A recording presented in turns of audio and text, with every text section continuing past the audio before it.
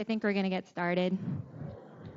So, is there a clicker here, Basil? Yeah. Cool. Is it on?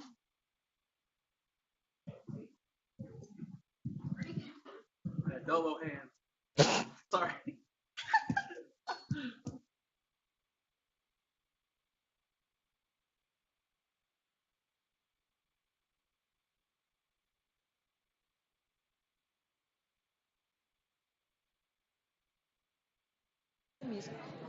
I can turn it off.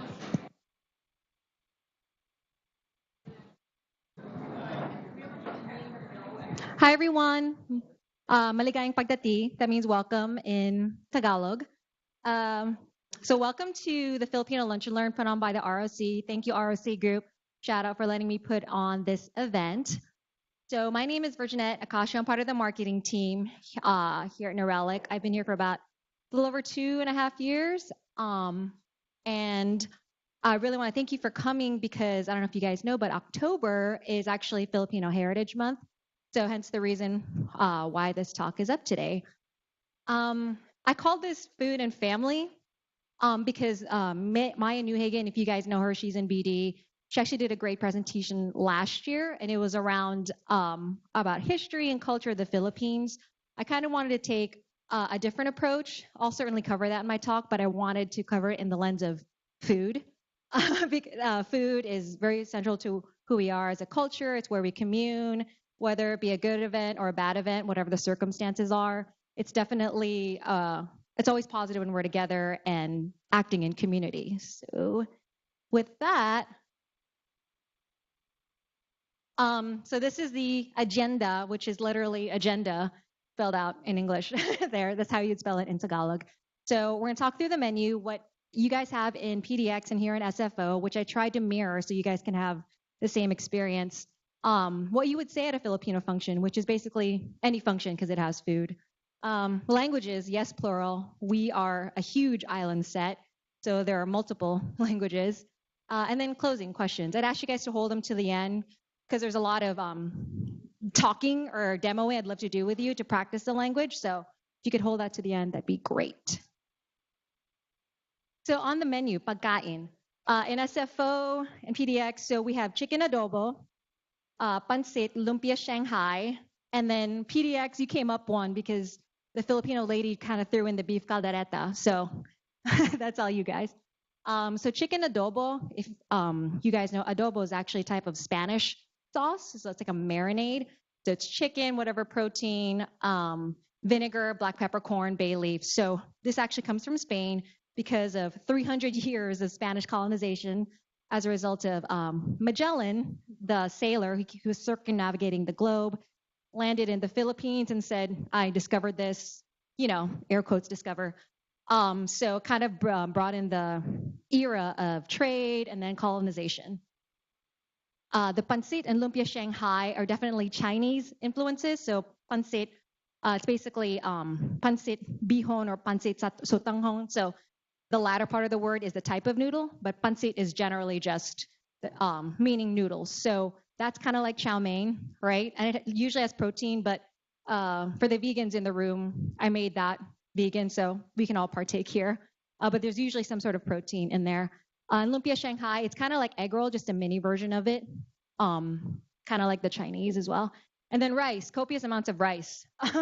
The way that we eat in Filipino always has the rice and then the protein. Like you can't separate the two. It's just the way that it works. And then for you guys in PDX, beef caldereta. So caldereta, again, another Spanish word. It actually means cauldron. So it's like a slow cooked meat. I see you turn your head, Rachel. Enjoy that. Moving on. So what you would say at a Filipino place as you're coming in to like a Filipino party. So if you guys would repeat after me, I'll do it slowly. Kumusta? Now, good job. PDX, please repeat along in the room as well. So if I were to say it slowly, what does it sound like? And it's Spanish, right? So kumusta comes from cómo estás.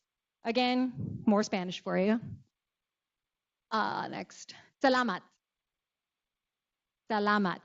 Thank you. kampai. So this is actually not Tagalog, it's actually Japanese.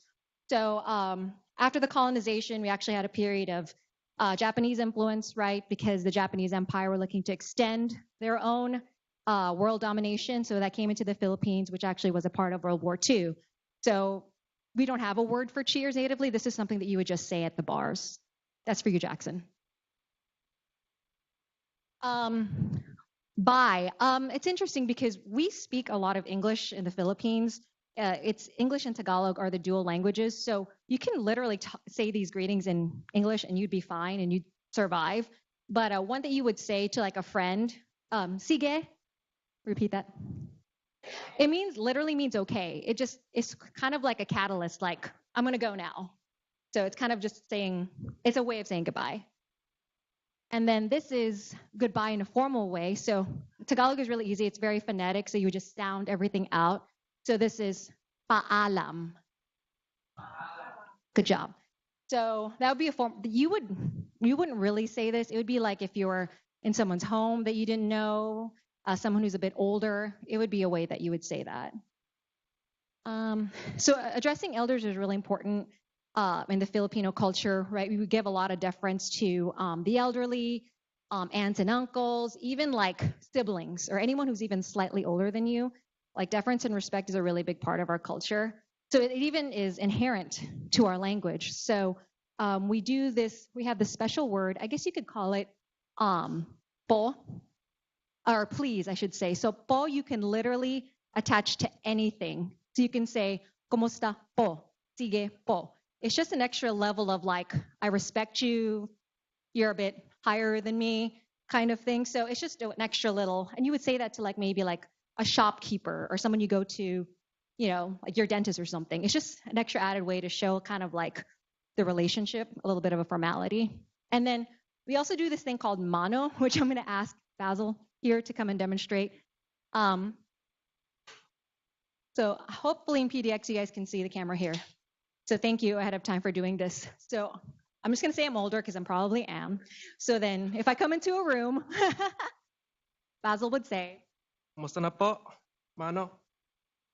So mano, thank you. Mano is kind of like it's hand in Spanish, right? Literally means mano po. So it's like a way of like saying like deferring. Like here, this is a lola, a grandmother, getting mano from a little girl. So this is something very typical, a greeting just to say like, kind of like what you would do in Japanese culture in bowing. This is what we would do. Also, everyone is your extended family. Uncles, aunts, whoever. You don't have to be blood related. Extended family is super important. So anyone is your tita or tita, your aunt or uncle. Anyone is your lolo or lola, your grandfather or grandmother. So we just have a big extended community network, and anyone is part of that community.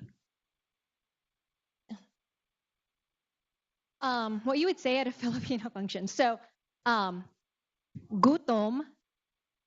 na ako. One more time, y'all. Gutom na ako. That means I'm hungry. And kain na. Kain na. Let's see. I also heard that the way to say hello in Filipino is have you eaten yet? And that's kind of that's real talk, right? We don't really want to know where you're from. Making sure that you've eaten and that you're welcome into the home is pretty inherent. You're laughing, but it's true. So this is the construction for I'm eating. Kumain ako ng. Thank you, Ashley. Come on. Okay, you guys are eating. You guys are eating. That's cool. So essentially, it's I'm eating, and then nang is just the article and then the word. So in this case, we're I'm eating. Kumain ako ng chicken adobo. Kumain ako ng lumpia. Pansit, exactly. This is a good one. Like people will try and feed you in a Filipino party, so you have to know when to stop and tell them you're good. So busog na ako. I'm full. And if you want something like dessert, gusto ko ang. So gusto is I want, and then ko ang, whatever you'd like.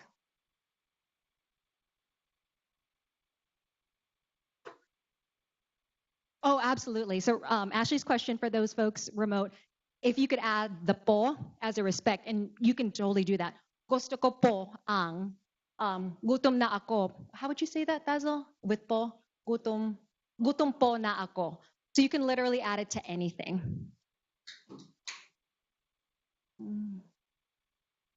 So this is an interesting part of our culture. So prior to Spanish colonization, Western colonization, we eat with our hands. So kamay means hands. So we eat with our hands, which means kamayan. So then when the Spanish came, they introduced utensils and cutlery and whatnot. So the way that we eat is really interesting. So if you look at the way we eat in etiquette now, it's like a fork and then a knife, right? That would be a normal place setting if you go anywhere. But in Filipino culture, it's actually a fork and a spoon. And the reason for that is I always thought it was because it was to scoop up the rice. It just sort of like made sense. But I did some research into this. I don't know if that's true. But so when the Spanish introduced cutlery to us, they didn't think to give us knives because they thought we would rebel against our masters. Who knows? That could be true. So they gave us spoons as sort of like, here's how you can cut your food, but not be lethal at the same time.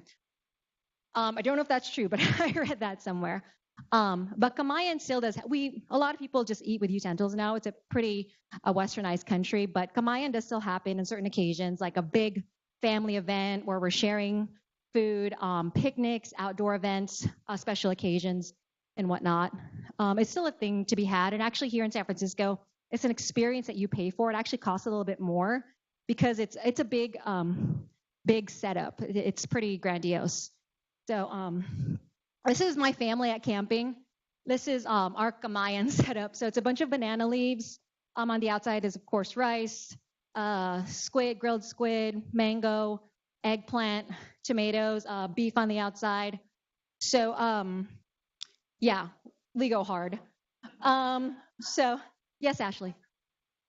Yeah, every year the Akasho's camping trip. So this is all an extended family. No one in this photo is actually related to me, but this is all extended family. We honestly, we're just friends that come and hang out.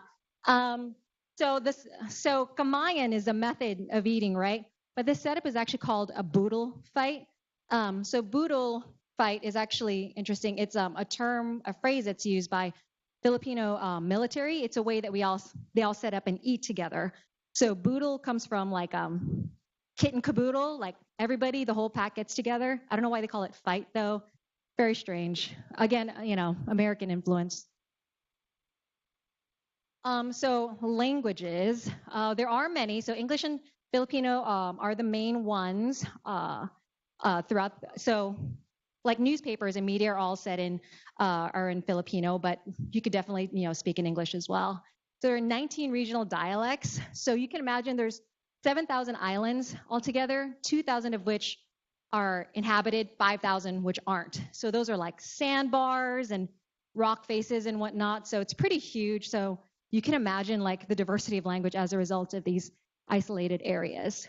So another one is Taglish, of course, like Spanglish. It's our version of putting together English and Tagalog. And one, it just makes sense because some Filipino words are just too dang long, like 4 or 5 syllables long.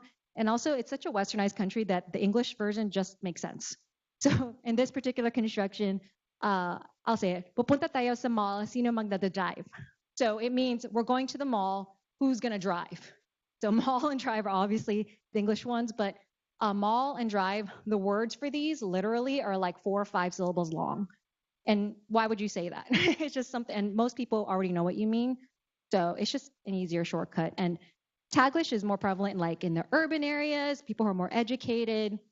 So it just kind of goes hand in hand. But if you said it's in a rural area, people would know what you're talking about.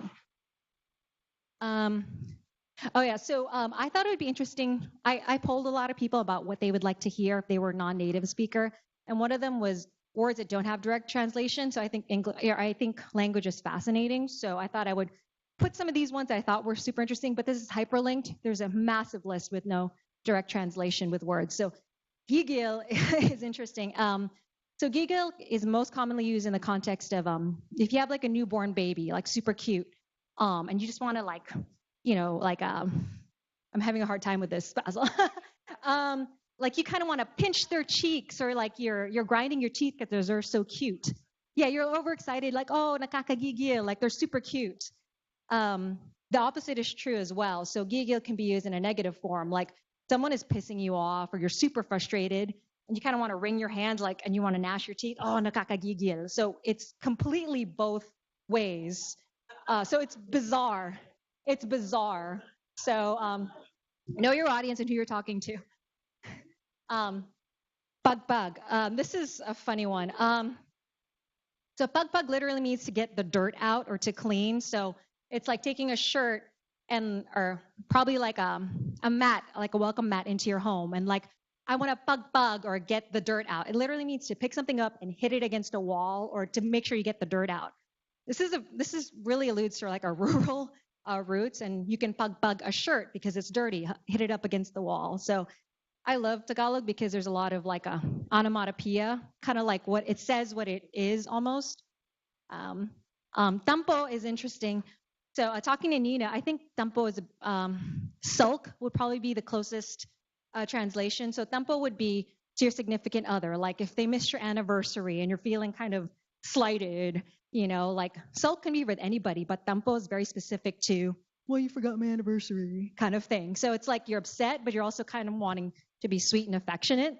So tampo is very specific to that. And basta is something I heard from my mom a lot. So basta means because I said so, just because. So if you were to say, Mom, why do I have to do this? She would just say basta because I said so. So I looked this up. Also might have Spanish origins, and like basta y basta, which means I think like enough is enough. So Spanish speakers correct me. So there's a whole list of words. More key phrases to know if you're traveling or not. I'm coming to the end of my talk. So yes is oo. Hindi means no. So the verbs here is nasaan means where. So really important, right? Gotta know where the bathroom is when you're traveling to a country. So nasaan ang banyo. So banyo again, Spanish. Or you could alternatively say CR. CR is such a weird word. So CR literally means comfort room. And some bathrooms are not comfortable, I swear. But you will literally see signs that say CR, and that's what it means. So you can say either or. How much is magkano ang? Magkano being the verb. I want the gusto ko ang. I had this in the food one as well. If you bump into somebody like in a bus or something, a crowded place, patawad, like sorry. And this is probably one of the hardest ones to do. So it's the most basic phrase, but it's also hard to say. It's ano ang pangalan mo? So the NGA is really unique to the Tagalog language. It's I don't know how to demonstrate this. So it's not an N sound, but it's like kind of a nga. It's like N, but like per Danielle, you put your tongue to the roof of your mouth and then make it like very nasally. Nga, nga. So it's really hard to, ano ang pangalan mo? So it's not easy, but it's probably the hardest sound to master. Thank you, Danielle. So this is slang. Nax means like awesome, cool. So I'm basically coming to the end of my talk. So this really has nothing to do with Tagalog language other than the fact that there are any Star Wars fans. Tagalog was used really briefly in Return of the Jedi. So I don't know if I can play this video, but I'm going to try really quick. Sorry for the echo, PDX, if it happens. There's subtitles too, so.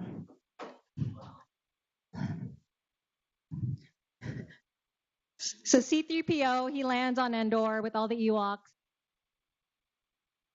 He's like, what's happening? And one of the Ewoks says, ayun, maganda, which literally means, look, beautiful. Literally. And as a kid, I remember having this in the background. And I was like, I've watched Return of the Jedi a million times. And I was like, wait, what? But I looked up an article, and Lucas didn't mean to literally do that. Like he was looking for sort of indigenous sounding languages like Malay or Indonesian or Cambodian, and he just sort of interspersed these things. Like if you watch I watch way too much Star Wars. If you watch the Battle of Endor, and one of the Ewoks gets taken out, he gets really sad and he says "patay," which means dead. So I can go on hours for this. Anyway, me and my friends, we love this so much that she actually got a tattoo of Wicket, this which is with the Filipino flag, sun. And then you can't really see it here, but he actually has ube ice cream. It's purple. So ube is a root out of the Philippines. It's very purple, and it's also used in a number of things. It's like naturally bright purple. It's used in all kinds of different things to make that wonderful color. With a peace sign, because we're very, very happy people. So that basically is the end of my talk. Does anybody have any questions? Mga tanong? Open up here and also in PDX. You guys might have to mute there. Muting? Unmuted. Unmuted. So Matt said, again, cheers. Again, we don't really have a word for it. We use kampai, which is Japanese, a lot of Asian cultures. Yeah. Yes?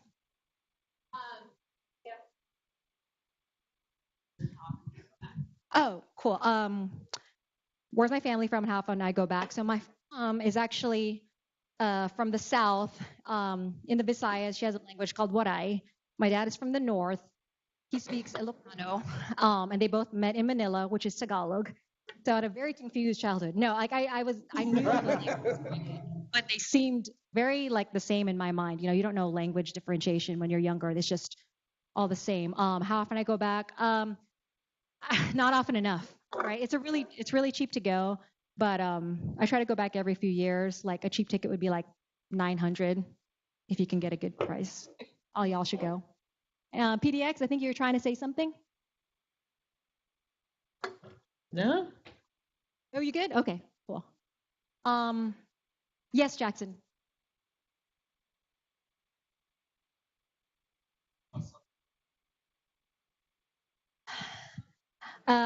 Jackson's question was, is the sentence structure subject, verb, object? I guess it seems that way, but I'm sure they're more complicated. I can't speak to that. I'm really not an expert. I'm much more conversational, I would say.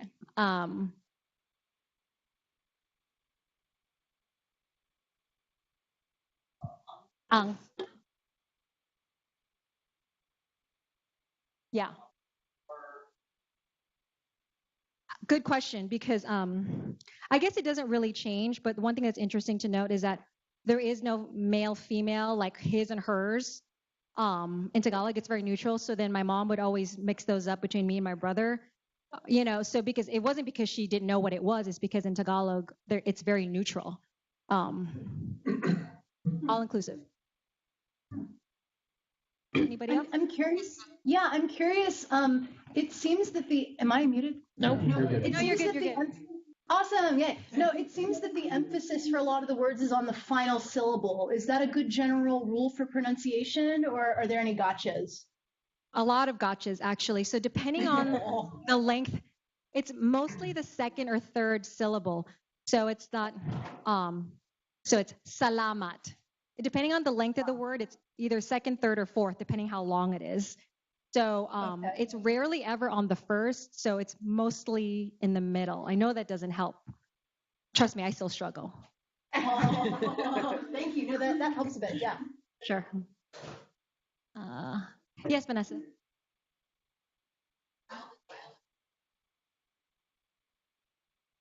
How different are the dialects, Vanessa asked. So I would say some words can be the same, a lot can be different.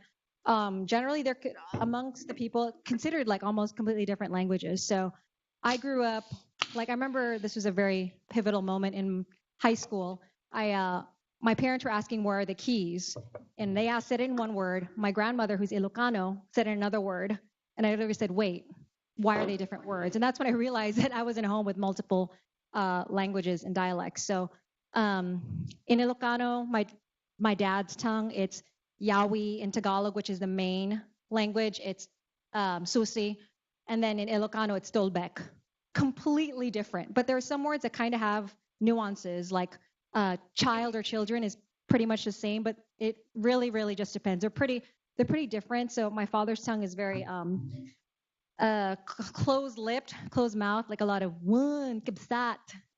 Whereas like my mom's tongue, we kind of we tease her, we make fun of her because it's more about her tone and delivery. Like she always sounds like she's mad, like she's going to the jungle to fight. And we're like, Mom, why are you mad? But it's just the way that she carries herself, and it's a very guttural sort of language and tone. Anybody else?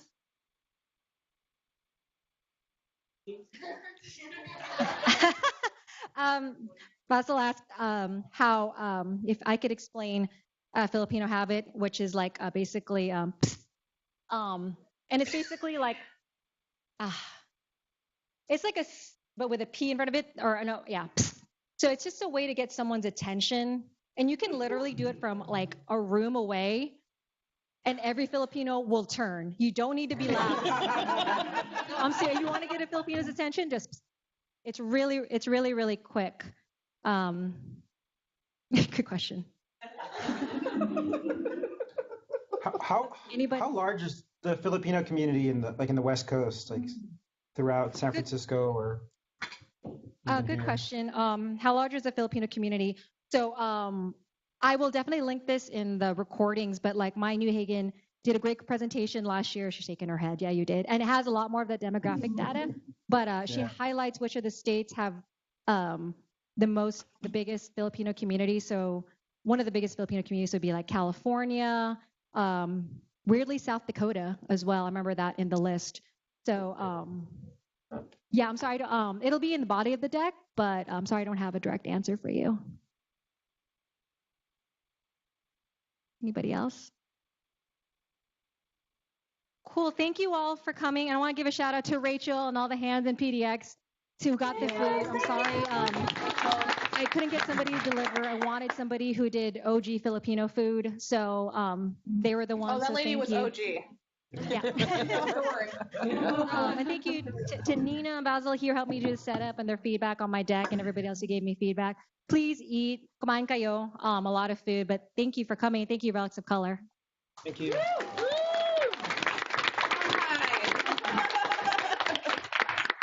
How do you say I am in a food coma? It was fun.